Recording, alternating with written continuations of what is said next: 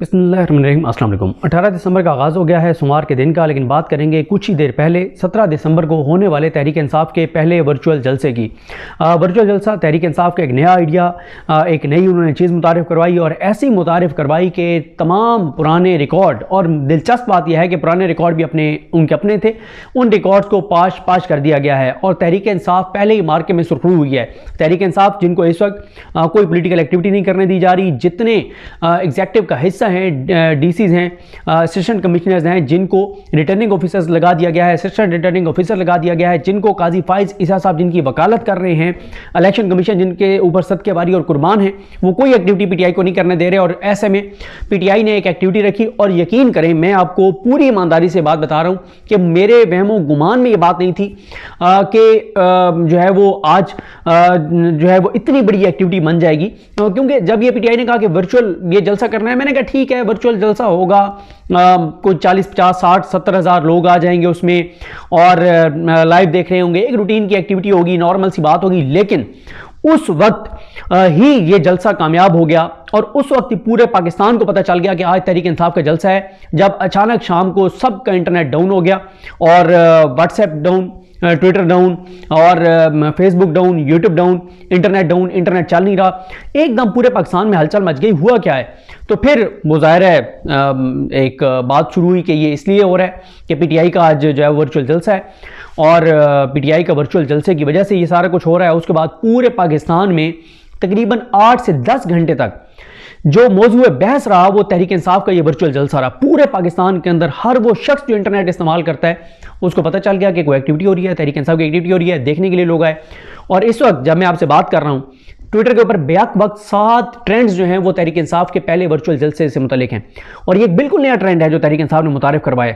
इससे पहले नहीं वर्चुअल जलसे कभी हुए और पहली मरतबा किया और ऐसा रिकॉर्ड वर्चुअल जलसा किया, क्योंकि इस वक्त तक अभी वो ख़त्म हुआ है, कुछ ही देर पहले ख़त्म हुआ है और मैं फ़ौरन ये वीडियो कर रहा हूँ, तो अभी तक जो फिगर सामने आई हैं, जो यानी ट्विटर, फेसबुक, दीगर ऐप्स के ऊपर वो जो लाइव था और मुख्तलिफ लोगों ने, क्योंकि यूट्यूब के ऊपर जैसे मैं भी पहले कर देता हूँ, लेकिन आज क्योंकि यहाँ पे इंटरनेट की स्पीड बिल्कुल नहीं थी, अगर होती तो शायद मैं भी अपने यूट्यूब चैनल पर लाइव कर देता।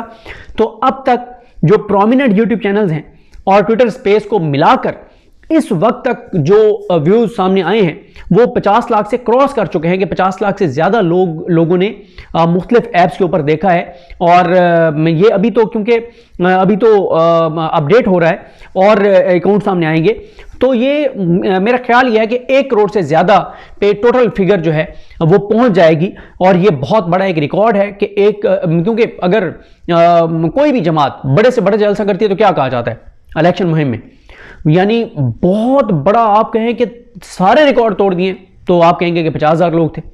अच्छा 50, अगर 20,000 लोग भी हो ना तो नज़र वो 1.5-2 लाख की आते हैं, क्योंकि ज़ाहिर है 20,000 लोग मैटर करते हैं कहीं पे इकट्ठे होना। तो ज़्यादा से ज़्यादा 50,000, यानी आप कहेंगे सारे रिकॉर्ड टूट गए हैं।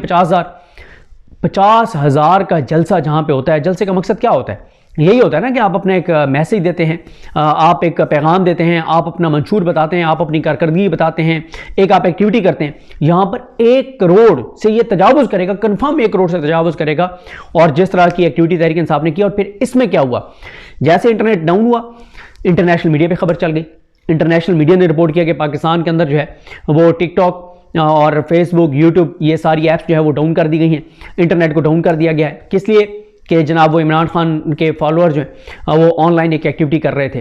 तो इससे ज़्यादा तहरीक इंसाफ की कामयाबी क्या है कि पूरी दुनिया को भी उन्होंने बता दिया, पूरे पाकिस्तान को भी उन्होंने बता दिया, अपना पैगाम भी पहुंचा दिया। और सबसे बड़ी बात यह है कि निगरानों को भी एक्सपोज कर दिया कि निगरान हुकूमत इस वक्त इन कामों में लगी हुई है। इलेक्शन कमीशन जो खामोश तमाशाई है, खामोश रहकर और मुजरमाना तौर पे वो सपोर्ट कर रहा है, उनका भी इनपुट इसमें शामिल है कि कोई एक्टिविटी नहीं करने देनी। और जो एक्टिविटी ग्राउंड पे रोकने वाले हैं जैसे पशीन, योब में या केपीके के अंदर, वो सारे, और लाहौर के अंदर और पंजाब के अंदर, पूरे पाकिस्तान के अंदर, उन सारों को तो उन्होंने रिटर्निंग ऑफिसर्स लगा दिया, उन डिप्टी कमिश्नर्स को।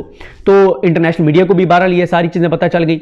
और फिर देखें ना कि अब कितने लोग इससे डिस्टर्ब हुए, कितने लोग डिस्टर्ब हुए। एक तरफ हम कहते हैं कि हमने आईटी को फ़रोग देना है, हमने आसानियां पैदा करनी है, हम अपने कह रहे हैं लोगों को कि वो ऑनलाइन काम करें।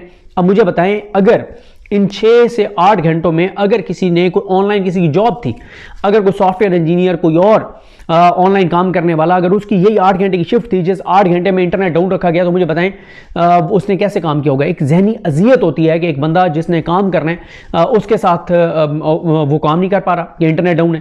ایک مذاق بن کے رہ گیا پورے پاکستان، پوری دنیا کے اندر پاکستان مذاق بن کے رہ گیا کہ جناب وہاں پہ اس لیے جو ہے وہ انٹرنیٹ ڈاؤن ہو گیا کہ وہاں پہ ایک پولیٹیکل پارٹی جو ہے وہ آن لائن ایکٹیویٹی کر رہی ہے۔ ایک مطلب آپ دنیا کی اس میں دیکھیں نا کہ دنیا کس طرح سے لے رہی ہوگی اس چیز کو۔ اور میں آپ کو یہ بتا دوں کہ نواز شریف کے لیے یہ بہت بڑی خطرے کی گھنٹی ہے، یہ نواز شریف کے لیے بہت بڑی خطرے کی گھنٹی ہے کہ پی ٹی آئی نے پہلی ہی الیکشن شیڈول کے بعد جو پہلا مارکا تھا اس میں وہ سرخرو ہوئے ہیں، پہلی ایکٹیویٹی میں وہ کامیاب ہوئے ہیں کہ اور وہ جو نگران وزیر صاحب ہیں عمر صاحب صاحب، جس کا بھی آئیڈیا تھا کہ انٹرنیٹ ڈاؤن کر دیں گے تو ناکام ہو جائے گا، ان کو منہ کی کھانی پڑی ہے، ان کے لیے بہت بڑی رسوائی ہے۔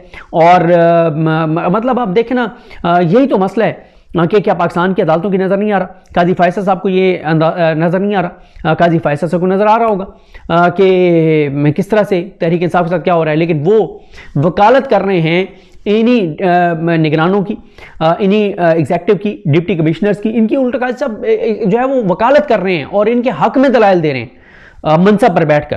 تو یہ جناب حالات ہیں۔ باقی میں آپ کو جلدی بتا دوں کس کس نے خطاب کیا۔ شروع میں آپ نے دیکھا جبران الیاس اور علی حسنین ملک مہوش، انہوں نے شروع میں ہوسٹ کیا۔ خواتین جو تحریک انصاف کی گرفتار ہیں، خدیجہ شاہ ہوں، صنم جاوید ہوں اور طیبہ راجہ ہوں، روبینہ ہوں، جتنی بھی خواتین ہیں ان سب کو خراج تحسین پیش کیا گیا، ویڈیوز چلائی گئی۔ کمل شوذب نے خطاب کیا، رؤف حسن صاحب نے خطاب کیا، مومنہ نیازی نے تیمور سلیم جھگڑا کو انوائٹ کیا، تیمور سلیم جھگڑا نے خطاب کیا۔ تیمور سلیم جھگڑا صاحب نے خاص طور پر بتایا کہ ہیلتھ کارڈ جو ہے وہ 2 سالوں میں 60 لاکھ سے زیادہ لوگوں نے ہیلتھ کارڈ سے جو ہے وہ علاج کروایا، اور اب وہ ہیلتھ کارڈ ظاہر ہے بند کر دیا گیا ہے۔ پچھلی ویڈیو کے شروع میں نے آپ کو بتائی تھی ساری صورتحال۔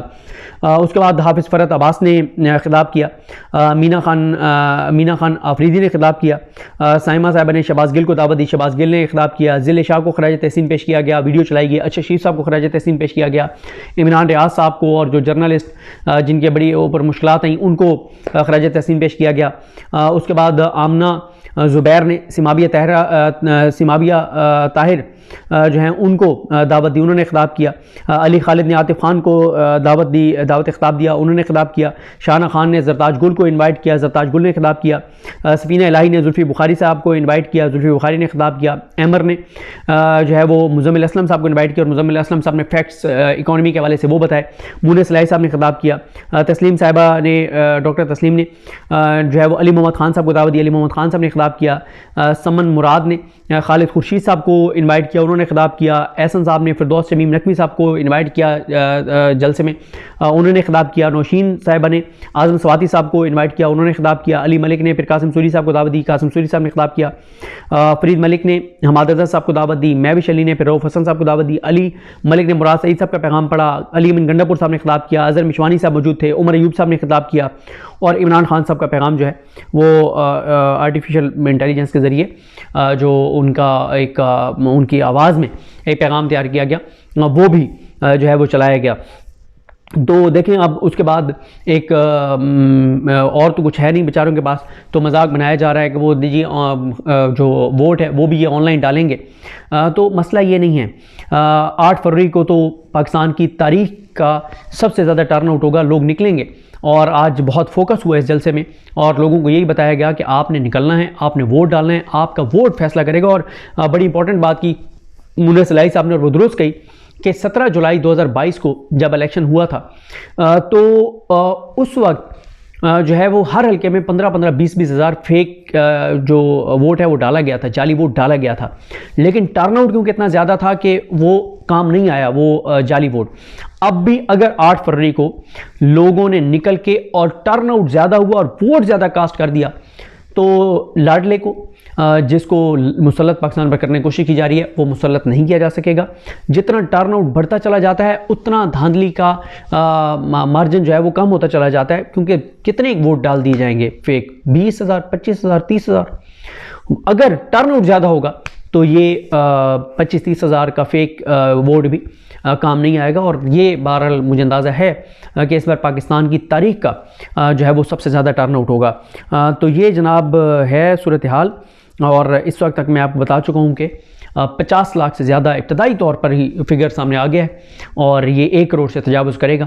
اب دیکھتے ہیں کہ کس نمبر تک یہ جاتا ہے، یہ ٹوٹل جو ہے جاتی ہے فگر، اور یہ بہت امپورٹنٹ ہوگا دیکھنا۔ مجھے اپنی دعا میں یاد رکھیں۔ اللہ کریم ہم سب کا حامی ناصر ہو۔ اللہ حافظ۔